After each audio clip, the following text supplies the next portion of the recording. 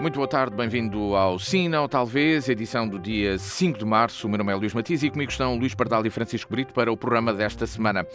Nesta quarta-feira de cinzas, vamos falar sobre polémicas do governo e também de Donald Trump, que durante a madrugada se dirigiu aos americanos num discurso no Congresso. Já lá vamos. Para já começamos com as polémicas do governo e as empresas do primeiro-ministro, Luís Montenegro. O PCP apresenta uma moção de rejeição hoje à tarde. Aliás, quando o programa for para o ar, já temos essa discussão a decorrer ou até quase terminada.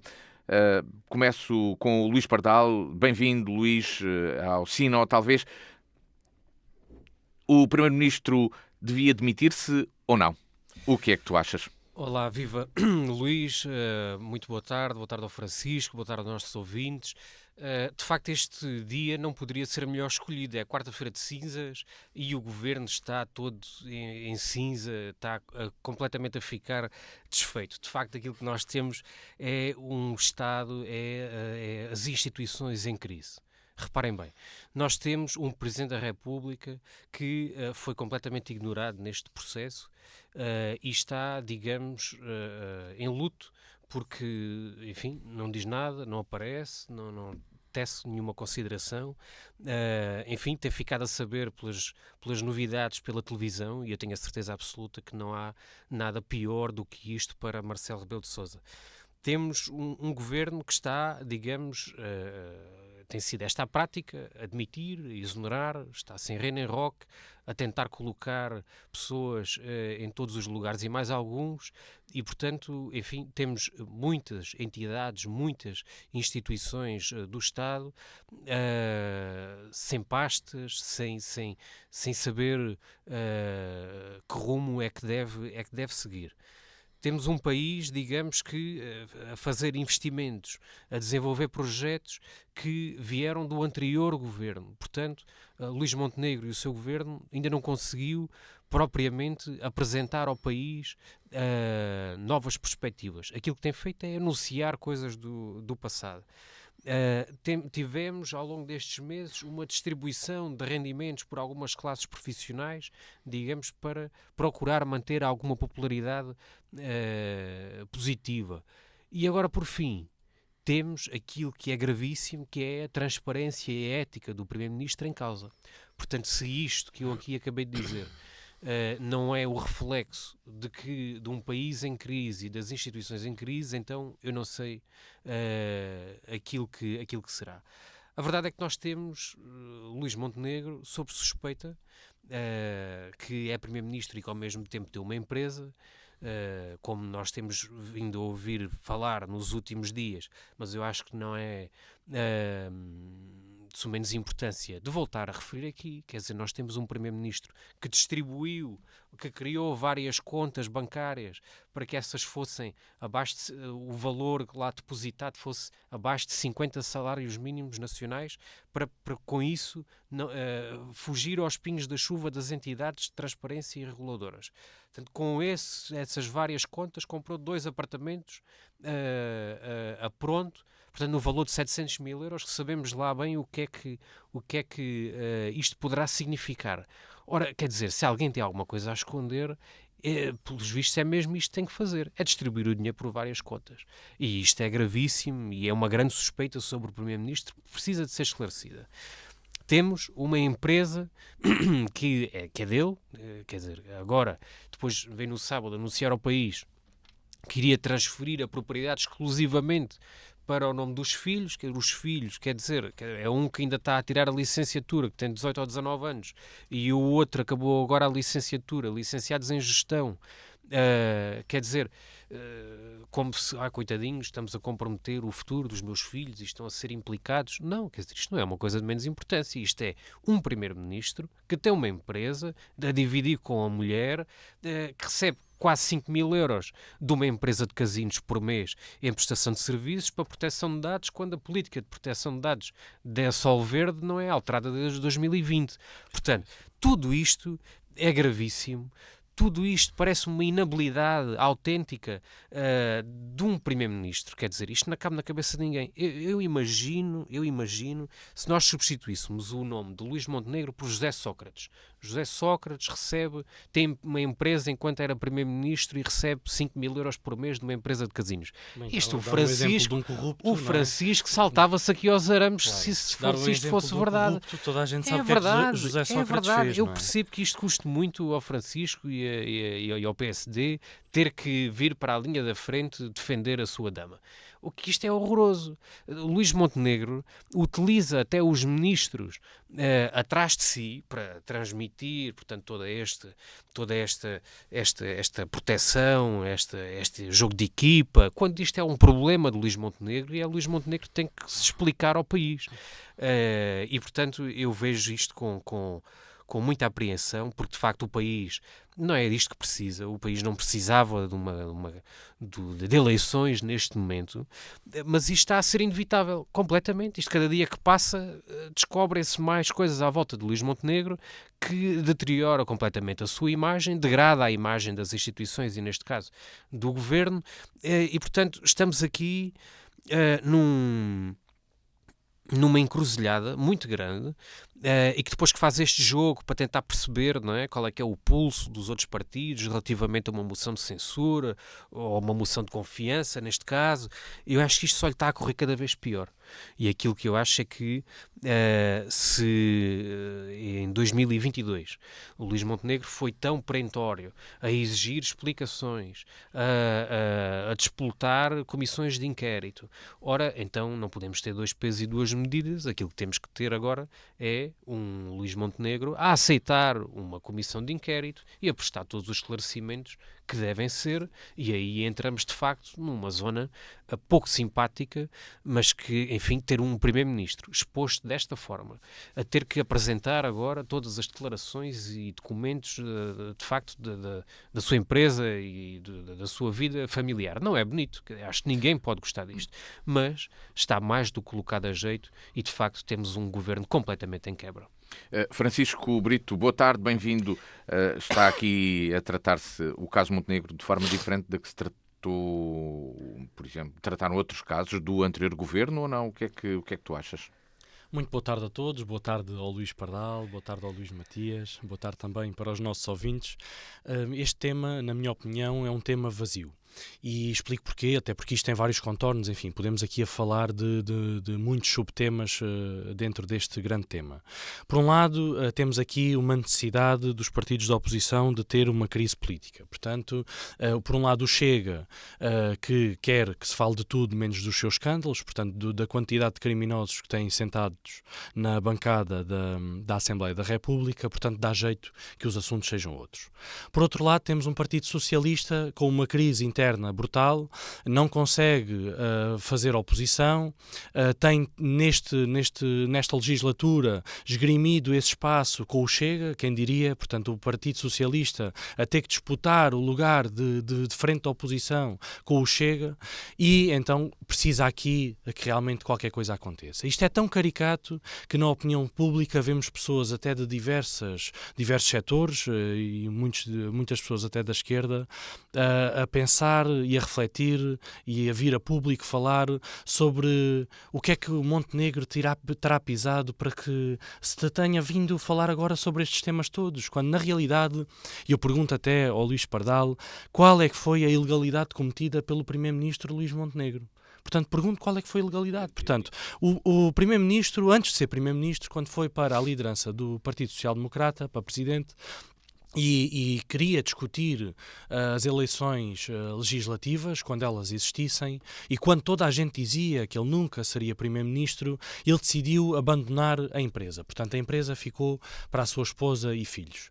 Que, quanto a mim, é legítimo. Quer dizer, qualquer um de nós pode ter a sua atividade profissional, pode ser casado, com partilha de bens, pode ter uma empresa familiar. E não é por ser eleito por ser eleito para alguma coisa, seja para Primeiro-Ministro, Presidente da República, ou para Presidente de Câmara, ou Presidente de Junta de Freguesia, que tem que abandonar a empresa e a família, não é? Portanto, eu neste caso todo, e por isso é que eu acho que é um tema vazio, pergunto-me realmente onde é que está a ilegalidade nisto. Quer dizer, o Primeiro-Ministro tinha uma empresa com a família, tudo certo. Então abandonou, muito bem, fez aquilo que tinha a fazer. Então, mas a família tem que abandonar a empresa? Ou ele tem que abandonar a família? Quer dizer, quantos casos pelo país fora é que existem de pessoas que têm empresas e que são eleitas, seja localmente, seja a nível nacional? Portanto, isto não é uma ilegalidade e isto não coloca nada em causa. Ou agora para o Partido Socialista isto é um problema? Eu até acho que não é. Portanto, eu até acho que há aqui algumas pessoas dentro do Partido Socialista sem alguma noção daquilo que é o próprio partido. E então estão a pressionar. Por outro lado, Pedro Nuno Santos está a retrair-se porque de facto não quer que se comece a abordar muito estes temas. Porque podemos começar no Mário Soares e no Colégio Moderno, não é? Portanto, Mário Soares, que teve funções políticas como Primeiro-Ministro e como Presidente da República e não abandonou o Colégio Moderno, não é? É proprietário do Colégio Moderno com a sua esposa. Mas isso nunca foi um problema para o Partido Socialista. Ou então podemos falar de Pedro Nuno Santos, não é? Portanto, que já tinha funções governamentais e a sua empresa andava a fazer contratos com o Estado duvidosos. Portanto, aí falamos de dinheiro público. E aí falamos de uma situação que efetivamente pode ser lesiva para o Estado e para os contribuintes. Mas no caso de Luís Montenegro falamos de uma empresa privada que faz negócios com empresas privadas sobre matérias em que não existe qualquer tipo de suspeita de favorecimento, onde não existe qualquer tipo de indício de ilegalidade, e isto para a oposição é um tema. Portanto, a oposição objetivamente quer ter uma crise política, quando efetivamente não há aqui nenhuma matéria em que se possa dizer que Luís Montenegro, Primeiro-Ministro, falhou à lei, portanto falhou à legalidade, ou falhou àquilo que tem que cumprir eticamente. Portanto, objetivamente não me parece que exista aqui nenhuma matéria. E a mim parece mais que existe uma febre desenfreada de algumas pessoas de criar efetivamente esta instabilidade política, mas sem consequência, porque depois ninguém objetivamente quer eleições. Portanto, quem é que neste momento quer eleições? Portanto, qual dos partidos é que quer umas eleições em cima de umas autárquicas? Toda a gente sabe, quer dizer, toda a gente sabe, enfim, que tem algum envolvimento político, sabe o trabalho que dá a preparação de uma eleição autárquica. Portanto, é talvez das eleições mais difíceis de preparar pelo tempo investido, pela quantidade de trabalho que tem de ser feita. Quem é que quer umas legislativas pelo meio? Para não falar da execução do PRRs, enfim, que já foi muito comprometido pelos governos do Partido Socialista e que não pode ter mais atrasos, precisa de ter execução. Portanto, não me parece que este assunto vá durar muito mais tempo. Enfim, haverá comissão de inquérito que nem tinha grande necessidade de existir. Deixa-me só terminar, muito rapidamente. O Primeiro-Ministro fez aquilo que não tinha que fazer. Portanto, expôs a sua vida privada, portanto, 15 anos de contribuições, portanto, disse o que é que ganhou e o que é que não ganhou durante 15 anos, ele e a família. Não tinha que fazer isto. E ainda por cima, abriu o jogo sobre a empresa, que também não tinha que abrir. Legalmente não tinha que o fazer. E resolveu fazê-lo para mostrar que estava à vontade com este assunto. Por isso é que eu acho que este é verdadeiramente um tema vazio e que, muito possivelmente, daqui a umas semanas, vamos perceber que o Partido Socialista e o Partido Chega, o PCP também, mas o PCP, enfim, já ninguém espera nada de especial, mas do Partido Socialista e do Partido Chega perceberemos que sairão efetivamente fragilizados desta situação. Porque é objetivo que o Primeiro-Ministro neste momento mostra alguma fragilidade por estarem a ser discutidos estes temas. Mas daqui a umas semanas vamos muito provavelmente ver o Partido Social Democrata a sair muito à frente em sondagens, ao contrário daquilo que vai acontecer com o Partido Socialista e o Partido Chega. Luís Pardal, e porquê é que o PS não deverá apoiar ou não irá apoiar esta moção de censura apresentada pelo PCP? O que é que leva o PS a dizer que não apoia a moção de censura do PCP, mas também não apoiaria uma moção de confiança do governo? É uma crise, não sabe o que é que tem que fazer. O que é que leva o PS a fazer isto? É esta questão que o Francisco também aqui referiu, de que este não é um tempo ideal para outros partidos quererem ter eleições. É óbvio que este não é o tempo ideal para haver eleições. Isso é perfeitamente claro. Aliás, o problema que está aqui é que cada dia que passa salta uma novidade, não é, negativa face a Luís Montenegro. E, portanto, quando o Francisco está aqui em completa negação, que eu percebo que esteja em completa negação, nenhuma, a dizer que o Luís Montenegro prestou todas as informações, foi além das informações que deveria dar, não é verdade. Ele prestou, de facto, algumas informações, fez muito fumo, não é? Que é para parecer que era muito, mas não falou sobre muitas informações que, entretanto, vieram ao público. Tanto que vieram ao público que tem sido o que tem sido. Quando o Francisco diz que não há nenhuma incompatibilidade da Solverde, neste caso, a empresa de casinos, não há nenhuma incompatibilidade desta prestação de serviços com o Estado. Quer dizer, Luís Montenegro foi o representante da Solverde em discussão com o Estado, com o Governo, a propósito do impacto que o Covid teve durante a pandemia nos casinos. Então, o que é que isso tem a ver com hoje em dia? Tem tudo a ver, ele não era primeiro-ministro à altura. Tem um contrato de concessão, o Solverde tem um contrato de concessão até ao final deste ano, que terá que ser depois renegociado. E foi Luís Montenegro que representou este grupo económico nestas negociações. Mas isso medidas... não é ilegal. Não, a questão não é essa ilegal. A questão agora é ele ser primeiro-ministro e a empresa da família dele e dele, quer se queira, quer não, é uma empresa dele que está ali, que está com esta encruzilhada. Mas não está a defender o Estado neste momento. Não. A Solverde pois não, neste momento contra o Estado. Não, recebe uma avança da Solverde e de outros grupos económicos e que, enquanto Primeiro-Ministro, isto é uma inabilidade. Isto não faz qualquer tipo de sentido. Vazio. Isto não faz qualquer tipo de sentido. E aquilo que nós vamos ter, a breve trecho, é um Primeiro-Ministro a ser investigado pelo Ministério Público. Como é que nós vamos resolver isto? Isso era o que aconteceu Esta com o é a Costa, grande questão. E o que é que aconteceu? E o que é que aconteceu? Mas ele estava a ser investigado. E o que é que aconteceu? Havia dinheiro e aqui também se terá investigado. Havia dinheiro em São Bento. Então, e agora que há dinheiro, como é que o Luís Montenegro distribui, cria várias contas e distribui o dinheiro por várias contas para não ter que declarar? O que tu disseste não é verdade. É verdade. Não é verdade. Não é verdade, sabes? Eu vou-te só dizer, desculpa estar-te a mas é o que está a vir a público. Já veio a público que o apartamento, portanto, ou os apartamentos, os apartamentos que estão em obras e não sei o quê, que foram comprados pagos a pronto através de uma conta que está declarada à entidade da transparência. Então, e ele redistribui, cria várias contas. Isto é factual, com que objetivo? É uma notícia está bem, mas com que objetivo é que ele cria várias contas e distribui abaixo de 50 mil euros? É porque... Quantas contas tens? Eu tenho uma conta ou duas, quer dizer, não me chega a 50 mil euros nem de perto nem de longe.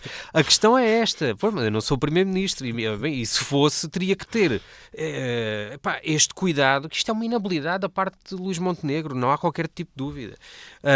E portanto, enfim...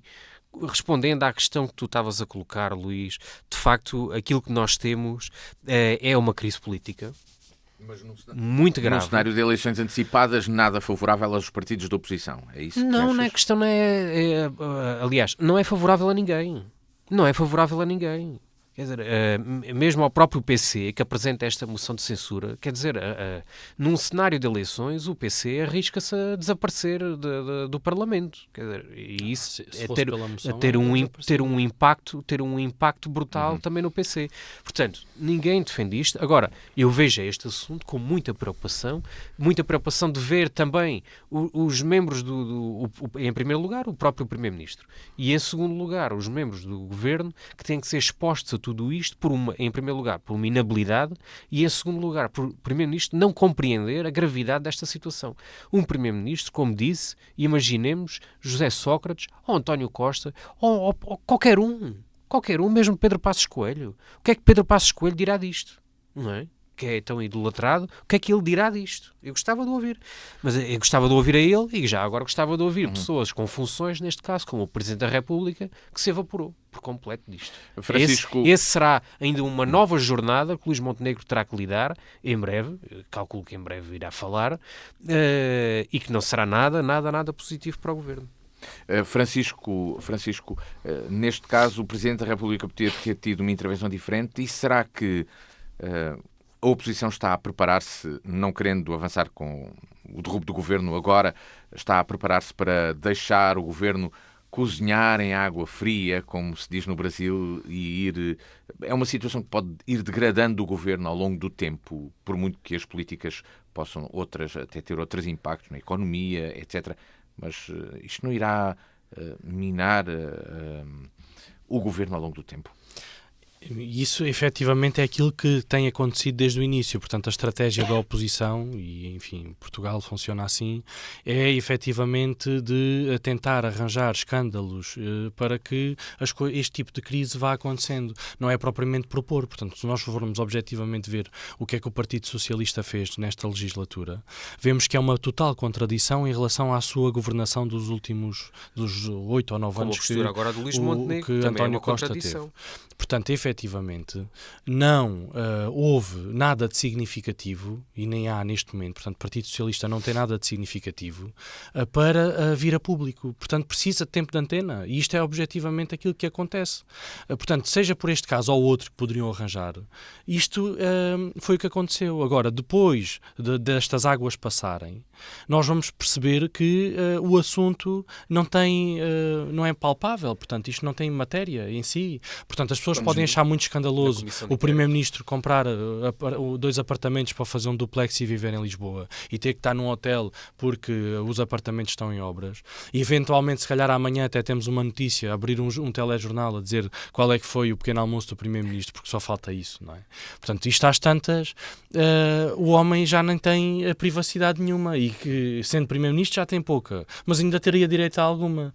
E eu, por um lado, percebo este receio que o Luís Pardal tem e que esta necessidade de efetivamente trazer um bocadinho este tipo de temas para defender aqui também um pouco a sua vertente socialista, mas por outro lado até questiono, porque eu acho que o Luís Pardal até é uma pessoa que tem lucidez política e sabe perfeitamente que muitas destas questões que se apontam a políticos são não questões, porque efetivamente as pessoas não é por estarem na atividade política que têm que esbanjar a sua vida toda em público, não é? Portanto, há aqui que ver exatamente o que é o cumprimento da lei e o que é que não é cumprimento da lei. Nós não podemos entrar aqui num registro, e por isso é que eu acho que o Primeiro-Ministro foi longe demais a divulgar certo tipo de informação.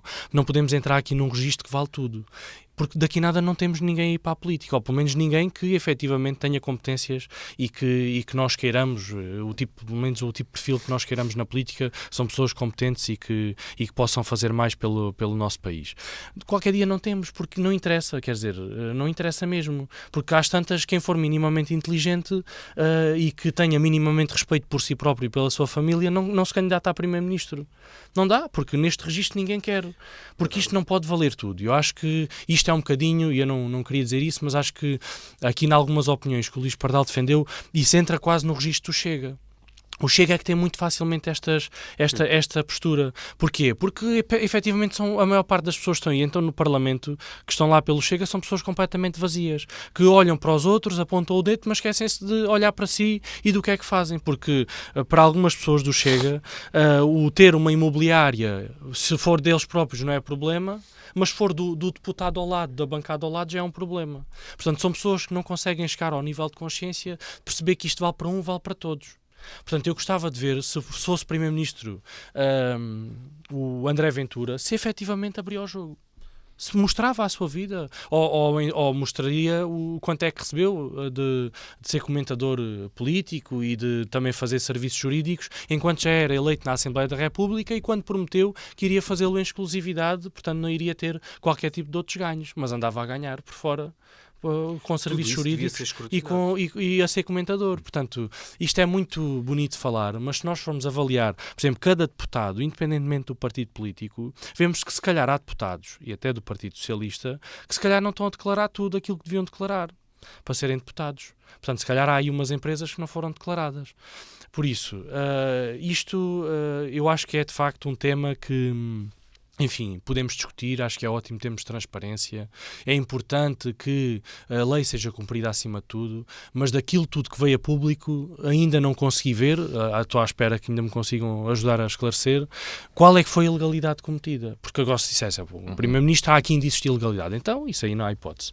Aqui, seja de partido for, não há hipótese. Haver ilegalidades não pode, mas ele não violou o direito de exclusividade, portanto ele cumpriu. Agora dizes o quê? Então, por exemplo, imagina que tu tens uma empresa com a tua esposa e tu és eleito localmente e a tua esposa tem que deixar de trabalhar. ou então faz o quê? É o que o Partido Socialista fez, começa a metê-los no governo, portanto é pais, é mães, é filhos, é tios, é tudo no governo.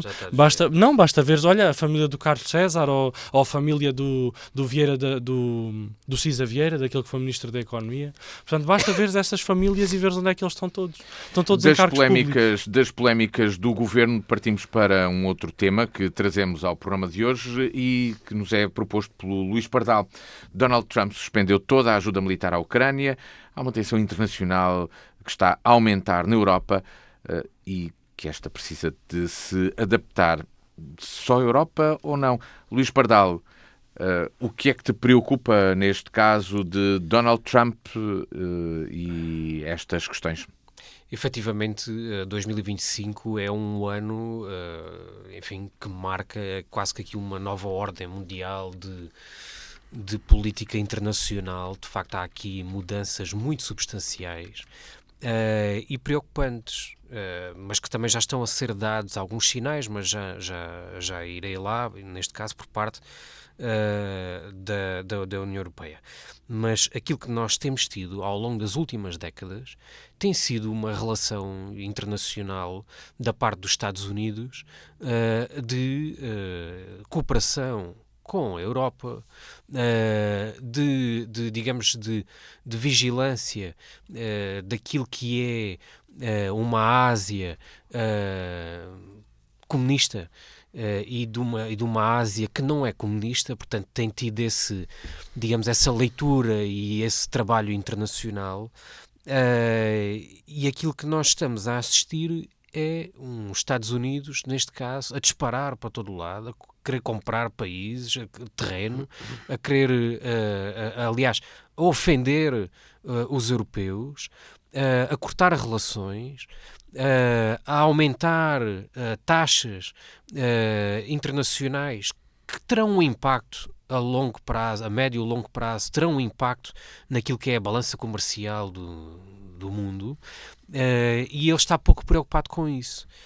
E, enfim, isto, digamos, de um plano global. E depois, aquilo que nós tivemos este fim de semana, enfim, muitos órgãos de comunicação social disseram que humilhou Zelensky, portanto eu acho que não humilhou, mas foi uma triste cena. Foi uma triste cena, nenhuma novidade, portanto nós já não podemos estar à espera que não vamos ser surpreendidos por Donald Trump, portanto isso não acontece. Aliás, ele é perito em ter este discurso, digamos que vazio, mas que tem pegado, mesmo nos próprios Estados Unidos. Portanto, eu acredito que quem vive nos Estados Unidos, pelo facto de ser quase como um continente, não é? E portanto de estados tão diferentes uns dos outros, não estão propriamente preocupados com aquilo que se está a passar na Europa, portanto estão preocupados com aquilo que se está a passar no seu estado em primeiro lugar e em segundo lugar nos Estados Unidos, e portanto estão pouco preocupados com a política internacional. E aquilo que nós tivemos e temos é um Trump que disse que acabava com a guerra em 3 dias, agora diz que acaba com a guerra antes da Páscoa, e nós temos Putin esfregar as mãos, digamos que, enfim, quanto mais depressa terminar a guerra também para o lado da Rússia, melhor, porque também se está a ver abraços com uma despesa brutal e com perdas, portanto, quer de recursos, quer de vidas humanas, que pelo contrário, portanto, tem todo o interesse em terminar com a guerra. E portanto, para o Trump não importa que tipo de tratado de paz é que se faz, não é? Isto tem que acabar. E, portanto, o Zelensky aceita as condições que os Estados Unidos lhe dá, ou então, enfim, faz o que fez, suspendeu todo o apoio militar. E temos agora, finalmente, a União Europeia, digamos, também a dar um grito do Ipiranga, que será amanhã, quinta-feira, portanto, apresentado com mais solidez por parte da Ursula von der Leyen. Portanto, todo este rearmamento que a Europa precisa e que, de facto, eu acho que é um sinal muito positivo que estamos a dar, é que a Europa passa a ser a maior potência do mundo em termos de defesa. De facto, nós, nas últimas décadas, não investimos muito na defesa e no armamento, fruto também de alguma, eu diria, de alguma estabilidade que lhe era oferecida, digamos, de relações internacionais, mas aquilo que temos agora foi um abanão e que temos a possibilidade de mostrar que temos mais homens disponíveis para combater, que temos mais armas, que temos mais dinheiro em termos de orçamento anual para a defesa, e aquilo que nós tivemos é um apresentar da parte da União Europeia de uma disponibilidade e de um investimento que irá fazer ao longo dos próximos anos. É verdade que países como Portugal, para atingir a cota de 1,5% do PIB para a defesa, é quase que duplicar, ou é duplicar mesmo o investimento que nós temos para a defesa, e que será muito difícil, não apenas por uma questão orçamental, mas uma questão de crescimento, ou seja, não se mete dinheiro em cima e que um país está reforçado, não é? Portanto, o dinheiro só de um dia para o outro não chega. Haverá uma dor de crescimento, quer de Portugal, quer dos países da União Europeia que têm menos investimento em termos de defesa, que levará muito tempo. Não é? Basta nós pensarmos que irá levar demasiado tempo para aquilo que nós precisamos atualmente de reagir num caso de cenário de extremo, não é? Portugal estaria completamente, quer dizer, nós não temos sequer nem sequer os edifícios que nós temos preparados, dotados para num cenário de um dia para o outro poder equipar-se, não é? Portanto, tudo isto levará muito tempo. Mas é um sinal positivo que eu deixo aqui. Tivemos Zelensky muito recentemente, salvo erro ontem, a dar também aqui um sinal de que está disponível. Aliás, ele dá sinais já há mais tempo, mas agora clarificou e digamos que está disponível para acabar com a guerra com a parte dos drones, portanto, pelo ar, pelo mar, portanto, deixar de se utilizar mísseis de longo alcance. Portanto, tudo isto é um sinal, mas, quer dizer, da parte da cabeça do Trump, nada disto, eu acho, nada disto tem valor. Portanto, nada disto que Trump agora está, que Zelensky está a transmitir, que está disponível para, não é, dar este sinal para a paz, eu acho que nada disto chega para Trump. E portanto vamos estar aqui numa encruzilhada muito interessante, sobretudo nos próximos dias, mas vamos ver. Francisco Brito, que evolução será esta e como é que tu analisas e comentas esta decisão também de Donald Trump de suspender a ajuda militar à Ucrânia, ou pelo menos assim a anunciou? Portanto, já percebemos que há aqui uma diferença entre o que é dito e depois o que acontece concretamente, apesar de hoje, dia 3, ser um dia de implementação de tarifas ao Canadá e ao México, que pelos vistos estão a ser aplicadas.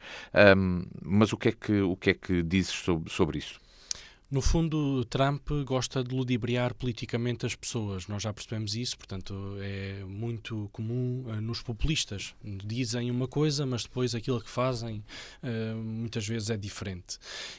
Ou pelo menos até chega a ser inconsequente. E neste caso nós vemos que há um Trump que quer ser valorizado, portanto, quer ser o senhor do mundo. É assim um bocadinho como nós olhamos às vezes para as crianças, não é? Portanto, as crianças chegam a um ponto em que fazem uma birra porque querem dar nas vistas, querem atenção, querem que todos os olhos estejam postos nelas. E Trump funciona muito assim. Portanto, nós para percebermos Trump basta percebermos mais ou menos uma criança de 2 anos e conseguimos perceber mais ou menos como é que funciona emocionalmente. E neste caso concreto, Trump sente o apoio da Rússia, portanto, Rússia que lhe dá colo, e a Europa não. Portanto, a Europa quer educá-lo com uma metodologia, se calhar, Montessori. Portanto, tem que fazer por si e simplesmente tem à sua disposição as ferramentas. E a Rússia não. Portanto, a Rússia diz, sim senhor, o Trump é o melhor do mundo, e ele fica contente. E depois, por trás, a Rússia começa a minar tudo aquilo que quer minar para uma conquista maior, e que pode ser uma conquista que, se tiver que levar 20 anos ou 30 anos, levará 20 anos ou 30 anos. É assim que a Rússia funciona. Portanto, a Rússia, do ponto de vista estratégico, consegue olhar a muito longo prazo para conseguir os ganhos que tem. É um povo que se habituou a sofrer, portanto, começou com a União Soviética, aliás, com os czares, depois a União Soviética, e está habituado a passar fome. Portanto, consegue efetivamente sofrer para conseguir um ganho maior. Claro que não é o povo que passa fome porque quer ter estes ganhos, são os líderes deste povo que efetivamente os obrigam a passar fome para eles sim terem ganhos maiores, porque Putin obviamente não passa fome e tem tido todos os ganhos que precisa de ter, ele e os seus oligarcas. E a verdade é que Trump olha para uma América, de certa forma, também semelhante do ponto de vista desta oligarquia. E nós olhamos, neste caso, até para os poderes tecnológicos, portanto, para Musk, para os donos da OpenAI, para o Mark Zuckerberg. Portanto, percebemos que existe aqui uma intenção de fortalecer uma série de empresários que já são muito ricos para que se consiga dominar de certa forma, aquela cúpula de poder e que se consiga estabelecer aqui uma ditadura económica. E isto é o Trump que nós vemos hoje, porque claro que isto depois afeta drasticamente a política internacional. E no caso da Europa, que me parece aqui que é, de certa forma, muito naive em muitos aspectos, portanto, acha que à volta dos países europeus, tirando as ameaças maiores, é tudo bom, portanto, são todos uns bonzinhos que querem negociar connosco e nós vamos ser bonzinhos também para eles. Até a própria China, que enfim, que mostra ser uma ameaça do ponto de vista económico, mas que a própria Europa abre completamente as portas, os chineses ficam com os portos, ficam com as energéticas, ficam com os caminhos de ferro, ficam com tudo, quer dizer, no fundo, conseguem minar economicamente a Europa toda. E nós precisamos com isto de abrir os olhos e perceber que temos que mudar o paradigma. Temos que olhar para nós próprios e temos que perceber ser nós. Portanto, todos os países que compõem a União Europeia neste momento têm que formar uma unidade, mais do que aquela que muitas vezes é passada a público depois das reuniões do Conselho Europeu. Temos que perceber que tem que haver esforços comuns, doa a quem doer, e dói mais, obviamente, aos países que produzem mais do que aos países que produzem menos, como é o caso de Portugal, mas temos que ter esta unidade e conseguir olhar para nós e perceber que temos que desenvolver uma indústria de defesa, que deve ser assente objetivamente naquelas empresas que já temos no terreno e que até funcionam, nomeadamente a Airbus, que terá que ter outro tipo de valências e terá de ter valências militares. E temos que olhar muito para esta capacidade tecnológica que já existe também na União Europeia para o desenvolvimento de drones, porque estamos a perceber com a guerra na Ucrânia que será muito o futuro. Portanto, os drones e a inteligência artificial será o futuro. Portanto, cada vez menos será expectável que teremos pessoas no terreno a combater em guerras de trincheira, como aconteceu na Segunda Guerra Mundial ou na Primeira, ou até aconteceu na zona do Donbass, e ainda acontece um pouco noutras zonas da Ucrânia por falta de capacidade militar da Ucrânia e da própria Rússia, e por isso temos que fazer este esforço. Claro que vai ser conseguido ao nível da despesa, ao nível da dívida, portanto aqui todos os países terão que fazer um esforço maior para conseguir este investimento, e isto cria precisamente uma maior dívida. Portanto, aquilo que a Europa neste momento está a discutir, no fundo, são os perdões à dívida para que se possa fazer este nível de investimento. Agora, espero sinceramente que a Europa também consiga olhar para este investimento não só do ponto de vista da defesa e de se preparar para aquilo que pode acontecer a curto prazo, mas também para aquilo que pode acontecer a longo prazo. E olhando para longo prazo não é só olhar para a quantidade de mísseis que temos ou de lançadores, mas é olhar acima de tudo para uma indústria que funciona também do ponto de vista económico. Foi aquilo que os Estados Unidos conseguiram fazer. Portanto, os Estados Unidos têm um grande poder militar porque conseguiram que a sua indústria fosse um grande poder económico também. Conseguiram vender para fora, não é? Portanto, exportar armamento, e conseguiram também que, do ponto de vista até local, esta indústria de armamento criasse economia. Portanto, todas as pessoas que trabalham no armamento, as pessoas que vivem naquelas cidades, portanto, como tudo isto funciona. E a Europa ou consegue olhar também estrategicamente para isto, ou então começa a ter um problema grave, porque esta dívida que agora é criada nunca vai conseguir ser paga. E isto é, de facto, muito preocupante. Portanto, olho para isto com apreensão. Acho que neste momento aquilo que está em cima da mesa, de certa forma também se vai desvanecer. Portanto, a partir do momento que houver acordo com os metais preciosos e que Zelensky consiga bajular aqui Donald Trump, a coisa mais ou menos suaviza-se, como é exemplo a noite passada, em que Donald Trump já suavizou o seu discurso a partir do momento em que Zelensky vem dizer que a sua gestão, a gestão de Trump, é uma gestão forte. Portanto, isto é ridículo, mas é como Donald Trump funciona, e por isso eu acredito que isto de certa forma se vai dissipar a curto prazo. Portanto, não acredito que a Europa vai entrar já numa guerra contra a Rússia, mas efetivamente não podemos descartar essa hipótese. Não podemos pensar que por vivermos em países desenvolvidos e com bastante qualidade de vida para a maior parte das pessoas, claro que sabemos que há pessoas com problemas, não é? Isso está em causa, mas que no total, portanto no global, nós temos qualidade de vida na Europa, não podemos acreditar que por causa disso não teremos mísseis a cair no amanhã ou daqui a 2 anos ou 3. E por isso temos efetivamente de nos preparar, temos que diminuir a nossa dependência militar e económica dos Estados Unidos, principalmente a dependência militar. Temos que colaborar com outros agentes, nomeadamente o próprio Japão e a Coreia do Sul, que no imediato nos consegue ajudar no fornecimento de algum armamento. E temos de trabalhar eventualmente também com outros países, sendo que também aí há alguma dificuldade, porque choca com outros interesses, mas Portugal tem a capacidade de trabalhar com o Brasil, também produz armamento, e que Portugal tem comprado, nomeadamente também aviões, portanto os aviões que tem comprado à Embraer, os KC-390, e no imediato a Europa pode precisar disto. Claro que isto choca com os BRICS, portanto choca aqui com outro interesse maior, mas eventualmente isso também pode ser uma moeda política para pressionar Donald Trump.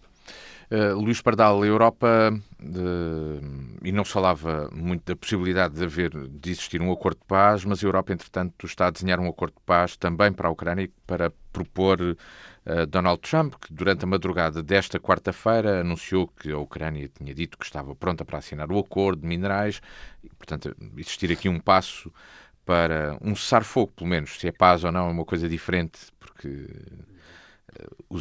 dizer que é paz é uma coisa diferente propriamente de um cessar-fogo ou das coisas funcionarem no futuro de outra forma, sem autoritarismos. Será que a Europa consegue fazer ver o seu ponto de vista e alcançar também o seu objetivo, que é garantir que a Rússia se retrai neste movimento, porque a Europa parece estar sob ataque de todo lado?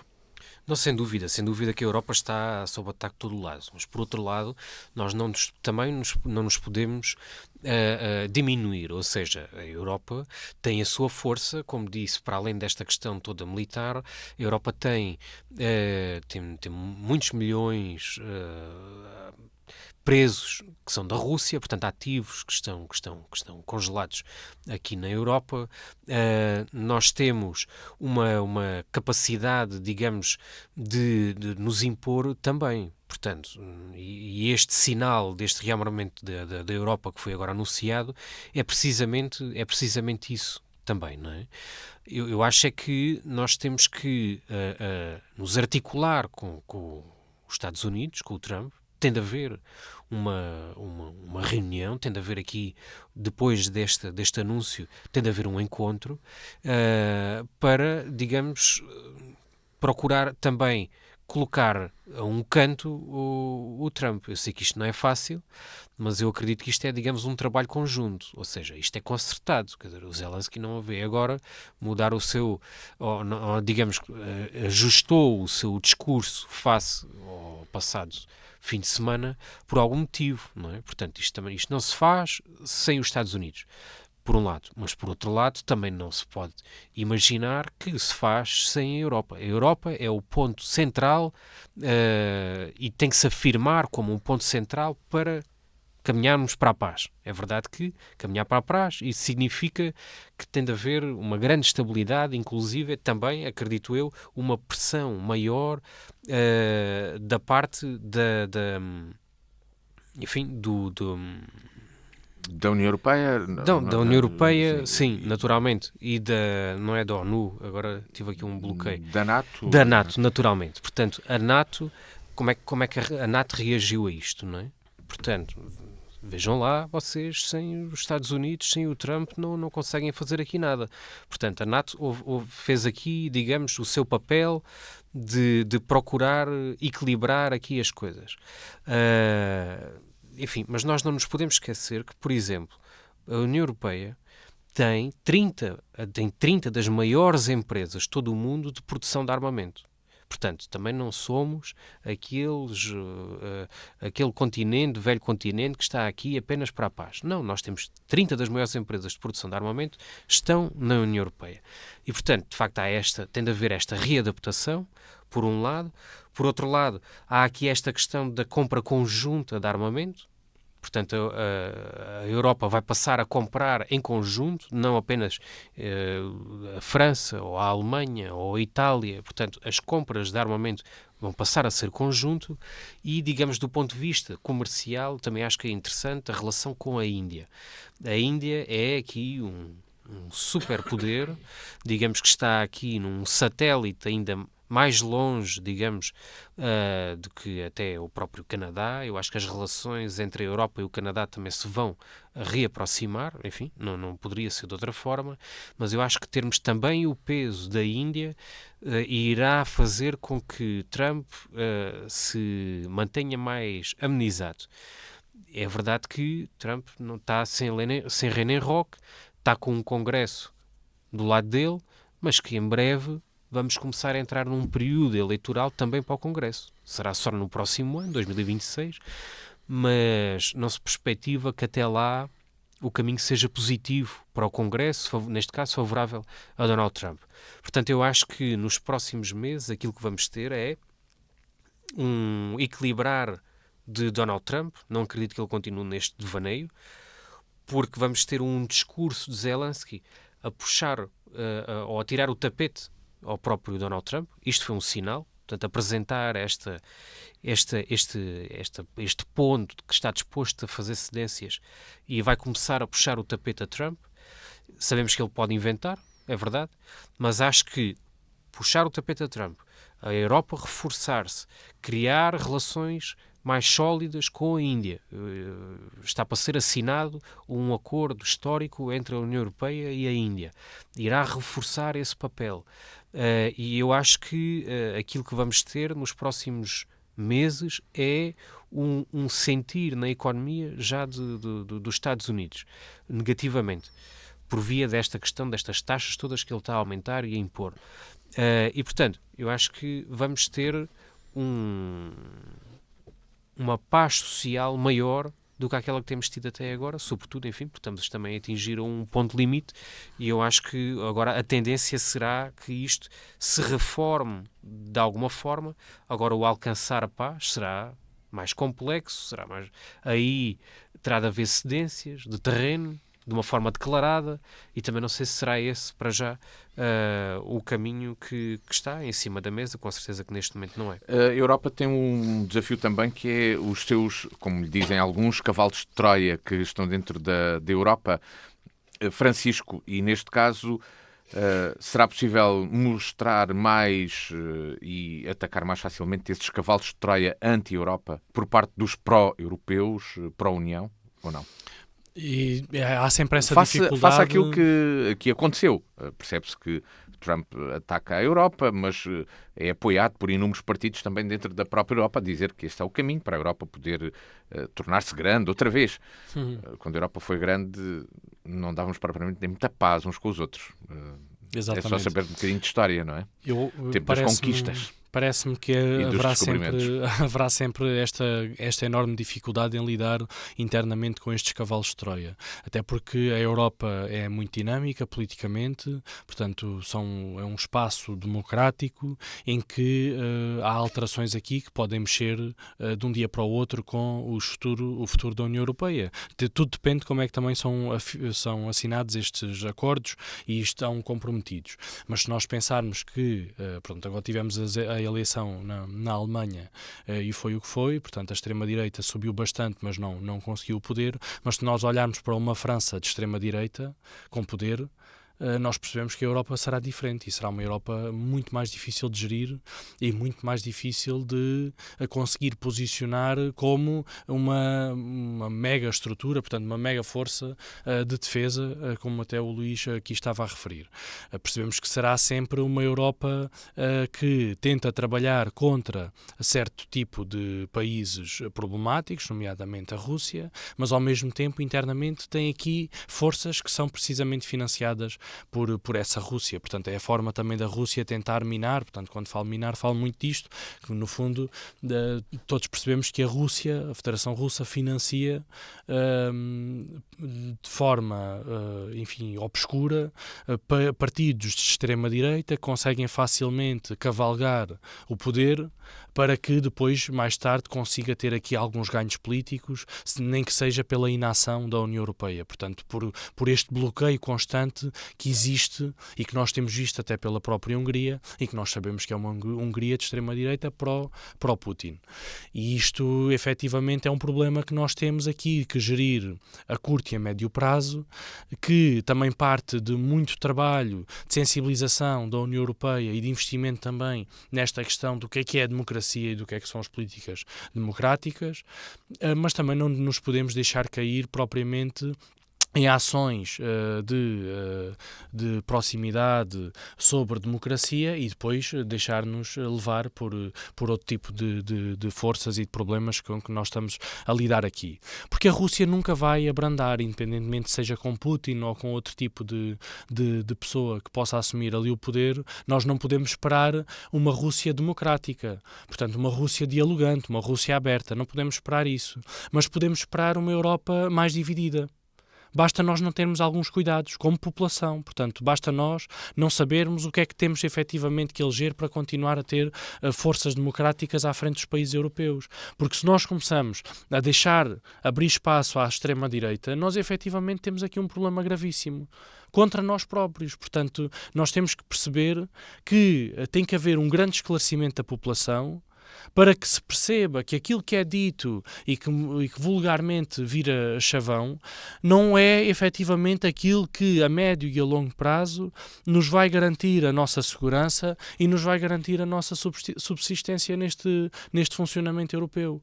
Nós ganhamos mais no sistema que estamos hoje do que num sistema idolatrado por tantos que, enfim, que só falam de segurança, mas depois, na realidade, não têm qualquer tipo de proposta para a segurança. Pelo contrário, vendem-se facilmente a ditadores como Putin. Nós temos que pensar que a Europa em si tem que ser uma nova aliança de defesa. Temos que olhar para a Europa também neste contexto. E aqui até digo Europa, não digo União Europeia, porque o Inglaterra e o Reino Unido aqui têm uma importância grande também. Precisamos deles. Portanto, independentemente de não estejam na União Europeia, precisamos efetivamente olhar para a Europa como uma aliança de defesa, em que a Ucrânia também entra, e esta aliança de defesa naturalmente vai ter que negociar com o Japão, com a Coreia do Sul, também com o Canadá, obviamente. Tenho algumas reservas em relação à Índia, portanto, aqui é preciso perceber que todos estes países dos BRICS podem ser problemáticos, mas sim, é preciso olhar para isto, como olhamos para o Brasil. Temos que olhar também para a Austrália e, efetivamente, temos que conseguir, a curto prazo, garantir a nossa segurança. Pelo menos que países como a Rússia olhem para nós e pensem, se eu os atacar, também vou ser atacado. Portanto, eles têm capacidade e vão mesmo defenderem-se. Depois, a médio e a longo prazo, nós temos que ter capacidade de produção própria. E estamos mesmo na reta final do programa, antes de irmos aqui ao sinal, talvez, sobre produção própria. Aqui no Alentejo há uma fábrica de drones, uma das principais empresas de produção de drones em Portugal, para as Forças Armadas. Será que se podem reativar outras unidades? Não sei em que situação é que estão ou que empresas é que ainda possam existir. Por exemplo, lembro que em Vendas Novas eram fabricados também viaturas pesadas, até há relativamente pouco tempo.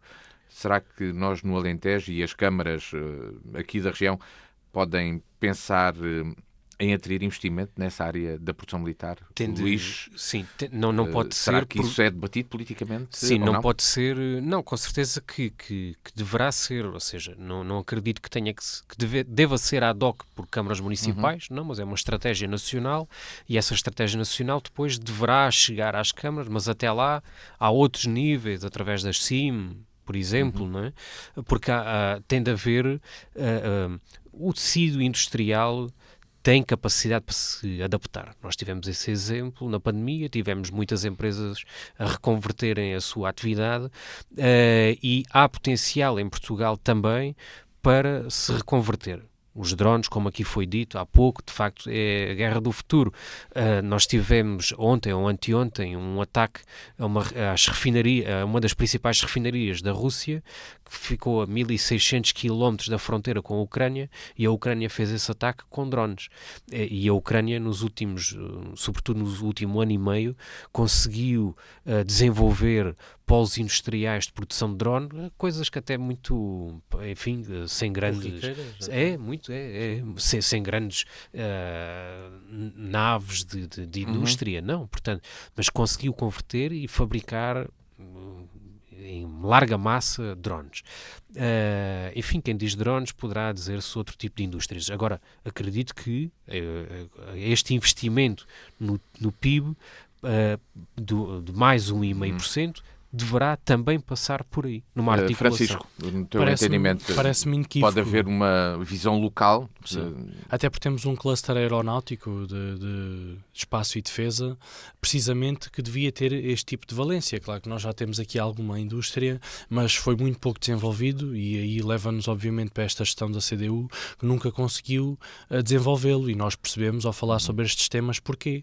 Porque é uma questão ideológica. Portanto, não interessa para a CDU desenvolver no espaço europeu polos de defesa, mas acredito que este cluster aeronáutico terá, a partir destas eleições autárquicas deste ano, terá um novo futuro e terá precisamente um olhar sobre esta matéria, em que é muito possível que em Évora, para além da questão que existe da Tec Évora em Ponte Soro, como abordaste, Luís Matias, é muito possível que Évora tenha este tipo de componente. Portanto, temos aqui todas as valências para que isso possa ser feito. Conseguimos fazer testes, temos pista para isso, temos pista também para fazer chegar algum tipo de materiais que sejam precisos a curto prazo, temos a linha de caminho de ferro, que vai ser estruturante do ponto de vista de abastecimento de matérias-primas. Claro que depois aqui é preciso eventualmente começar a olhar para o futuro e a pensar como é que esta linha pode ou não ter que chegar a este cluster, porque nunca foi pensado estrategicamente pelos governos do Partido Socialista, pode ter que ser pensado neste momento.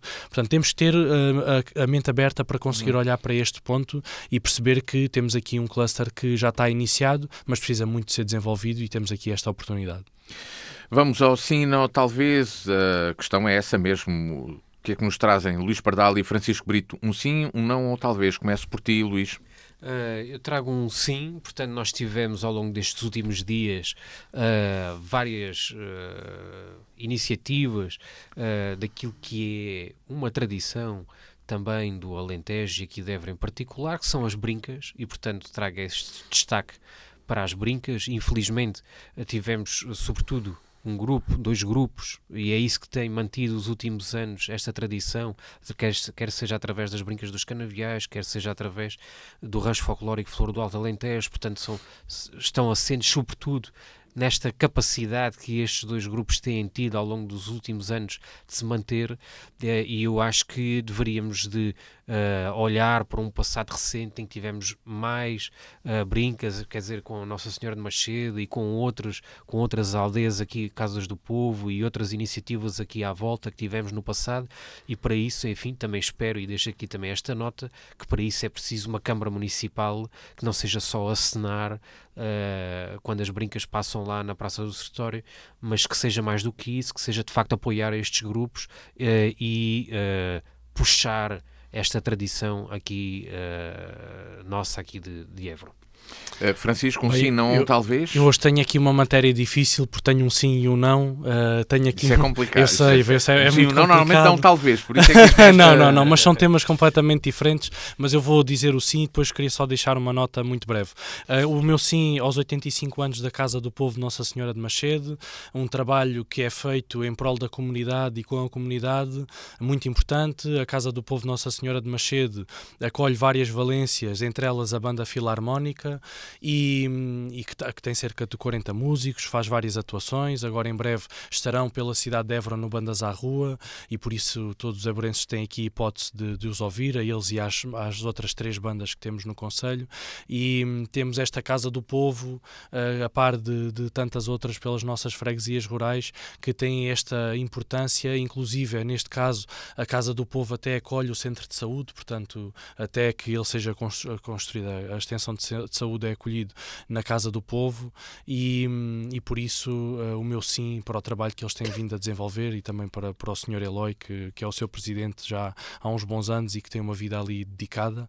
E só uma breve nota, porque eu não queria estar aqui a falhar as regras, mas lamentar aquilo que aconteceu na última sexta-feira, que não pôde ser realizada a Assembleia Municipal, porque a Câmara Municipal não conseguiu garantir os meios mínimos necessários para ela executar. Não questiono o direito à greve dos trabalhadores, mas um órgão desta importância não poder reunir é de facto grave.